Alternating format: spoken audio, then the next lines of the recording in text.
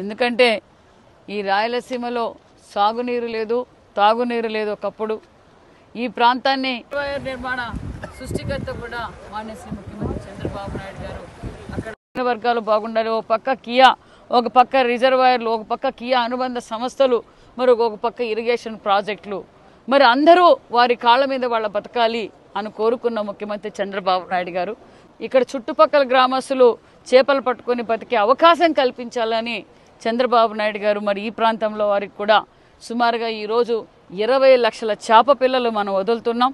వారికి వలలు కూడా అందుబాటు చేసాం. అదేవిధంగా ఐస్ బాక్సులు ఇస్తాం.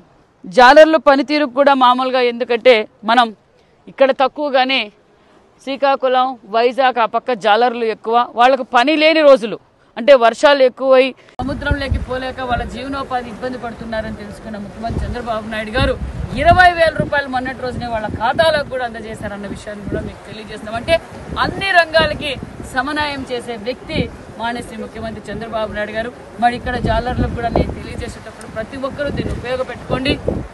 ఎవరి కాళ్ళ మీద వాళ్ళు నిలబడాలనేదే ముఖ్యమంత్రి గారి ఆకాంక్ష. కాబట్టి దీన్ని సక్రమంగా ఉపయోగించుకోవాల్సింది కూడా కోరుకుంటున్నాం.